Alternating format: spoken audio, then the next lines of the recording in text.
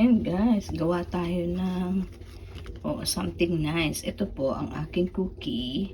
Ano yan? Oreo. Syempre, Oreo. Tapos, 3 piraso yung ginuha ko doon sa aking lalagyan. Ayan, na-crumble ko na eh. Naalala. Mag-video pala ako. Ayan, sa mortar and pestle. Dinurog-durog po natin siya. Durog-durogin.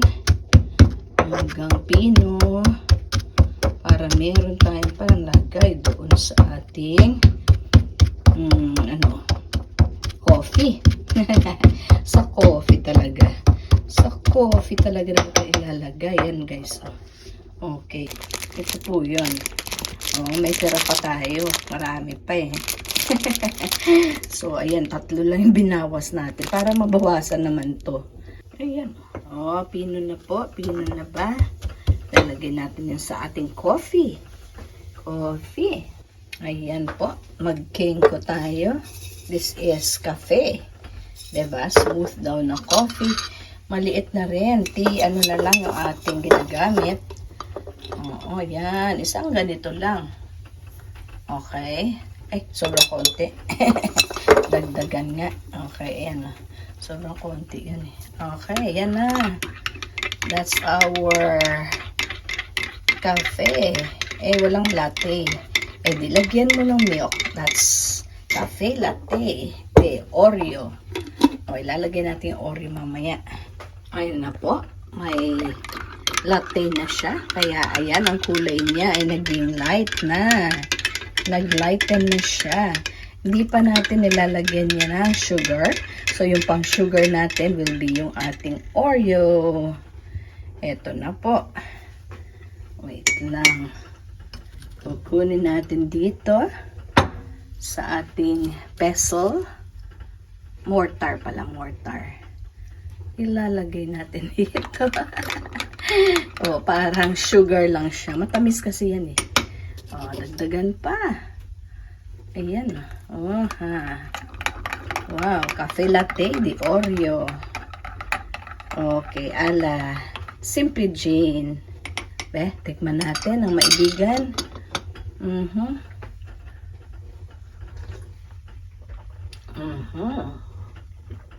Yummy. Di siya ganun katamis. Pero, na-enhance yung kanyang taste. Na-enhance po ang kanyang taste. Hindi siya mapait. Mapakla. Ano man. Basta, masarap siya. Kahapon, ang dami natin kinain, di ba? Kagabi pala. From 5 up to, anong oras yun? Nandun doon tayo sa 6 doors. Grabe. Ngayon, amoy ko yung Oreo. Mas masarap pala marami. So, dadamihan na natin. Iba yung ginagawa nila sa Oreo, di ba? They dunk it into milk. Tapos, pag dinunk nila sa milk, ayan, kinakain nila yun, diba? Sa atin, iba yung ginawa natin. Dinurog-durog natin siya. Tapos, sasama natin siya dyan. Wow! Mas masarap. Diba? Try nyo. Try nyo po. Ubusin ko lang yung 3 na yan, ha? Kasi may natitira pa, konti na lang pala. Enjoy your cafe. Simply cafe latte de Oreo. Ayan po. Let's go back to a home cooking. 3 cloves of garlic, an onion, and chili corn, tuna. Sabi nga po, yung fish is not good for me. Pero anyway, wala akong makakain. May corned beef dyan. Meron pa namang, ayan. Ito lang meron tayo. Kaya, okay. Ayan. Ang pinili ko dyan is yung corned tuna na lang. So, ito. Okay, nuha na natin yung peanuts, no? Okay, close that cabinet. Ano yan siya eh? Dapat silent. Silent close. Okay, meron pa akong peanuts. Kain tayo, ha? Yan po. There you go. Konting peanuts lang. At dahil easy open ka, easy open. So, home cooking. Simple life. Kain tayo ng peanuts, guys. Yan, may sinaing na tayo.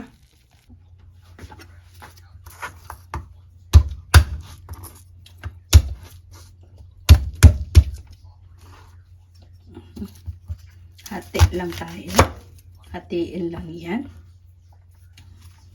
Lagyan sa loob ng ref. Yung remaining. Kasi magagamit pa natin yan another time. For another meal.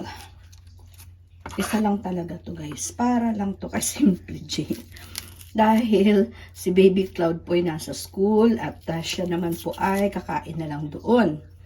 So, ayan.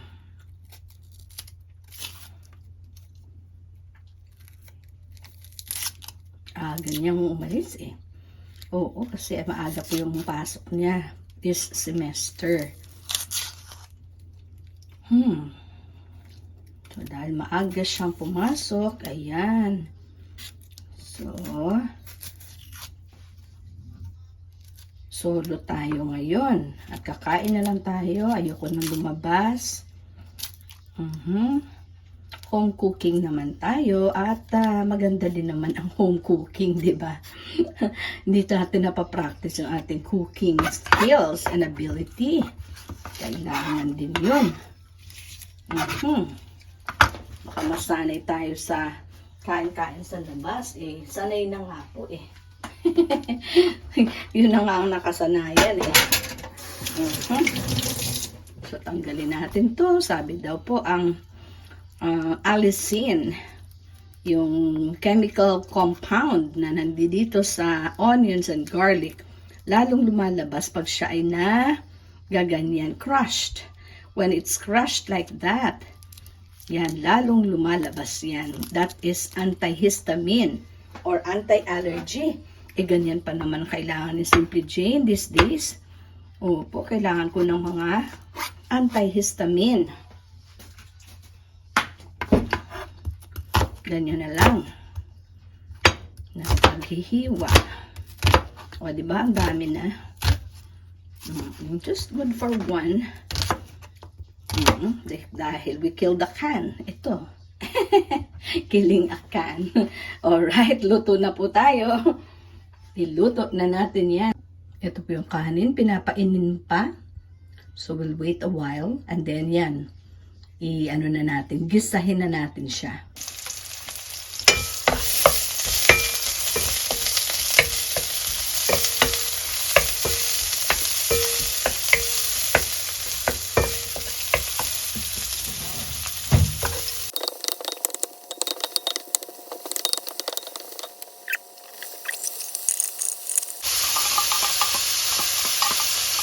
Actually, yung iba hindi na nila niluluto ito eh. But for me, kailangan ko pa talaga magisahin. Hindi po ako sanay sa hindi umiinit na ulam. Konting gisa. Okay na yan.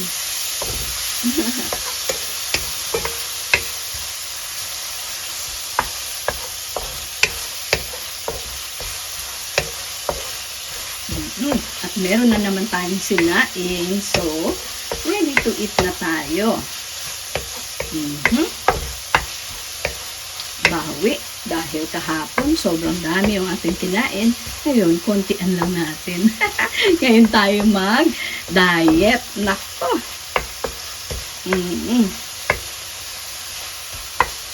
Actually, pinagbawal din to ng doktor sa akin yung mga fish. Mga fish daw, lahat ng malalansa. Wala ka na makain, diba? Paano ngayon yan? Wala ka na makain. Di patay din. Kain na lang. Konti lang. Limbawa, kagahapon po, nandun tayo sa 6 doors, ang kinain ko lang ay mga beef and pork. Dahil chicken, definitely no chicken. Absolutely no eggs. Ayan, kuta na ako sa mga ganun. Kaya, ayan, meron na naman tayong rice at ang ating iuulam today. Alright? So, let's go, let's go. Kain na po. Ayan po, ang simpleng kain. God bless everyone. See you on the next vlog.